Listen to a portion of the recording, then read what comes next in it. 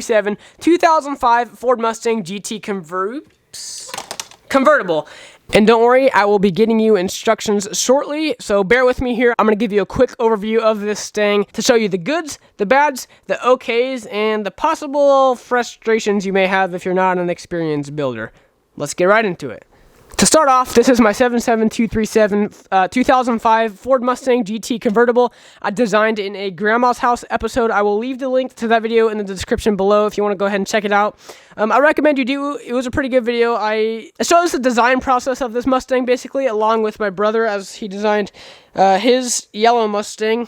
He designed it in the same video. And I'm really happy with the final result of this Mustang, honestly. I mean, it is my first time having the 77237 Dodge Challenger Hellcat. It's my first time having that set and doing an alternate build of it. So, for a first time, not bad at all. Okay, let me show you the bads first, and then we'll get to the goods. Bads. Let me turn off the turntable so we can kind of chill out here. Bads. Well, this back area of the hood over here is kind of not very flush with the rest of the hood due to the windscreen height. I had to make it a half plate lower, as you can kind of see. It kind of drops off and goes a little bit lower, and then yeah, I guess that would be it. Just the gaps over there. The other bad is, well, it's kind of an illegal technique back here. If you notice, this gap keeps it. Oh shoot! Yeah, another bad is the spoiler likes to crunch in whenever you touch it, but. So just don't touch it. Oh man, they're crunching in again. But if you notice these little gaps over here on the taillights, on the corners, there's always little gaps where I keep having to push those in.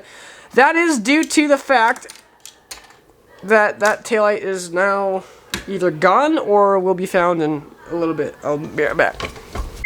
So as you can see, the bumper has the taillight mounts right here, which are these two green brackets. The taillights just kind of pop on there like this. But you have to put the bumper on first to make it work. Slide it on in there like this. So if you push the bumper in like this, you don't push it very hard or it's going to explode. You just push it just enough to where it's flush and level with the rest of the car.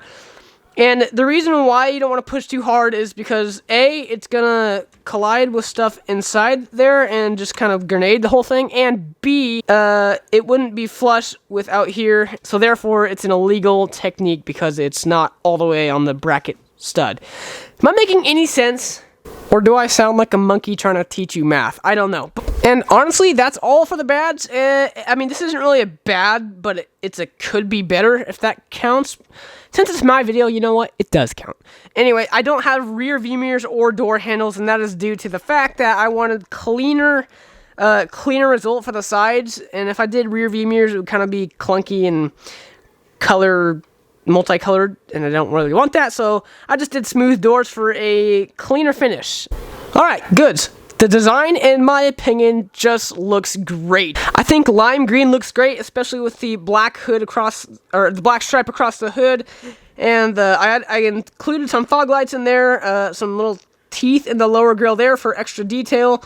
And I added a Mustang logo back here, or supposed to be a Mustang logo, some exhaust pipes down there, and I even included, well, I kind of included the back seat. It doesn't fit minifigures unless you stand them up, but it's more just for aesthetics, and it does fit two minifigures pretty comfortably. I mean, this guy has to eat the steering wheel while he's driving, so I'm not sure how that tastes, but probably not very good.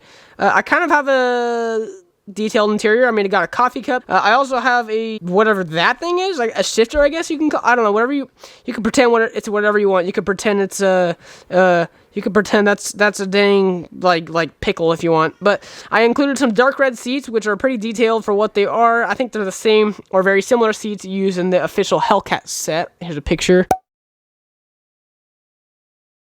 And what else? Last thing before the instructions.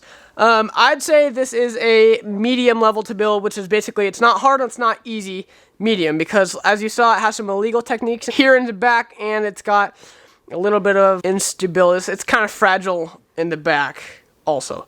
For that reason, I'm going to grade it medium, but with nothing more to say about this 05 Mustang GT, let's get you guys some instructions. Cue the theme song! I don't have a theme song. Cue the instructions!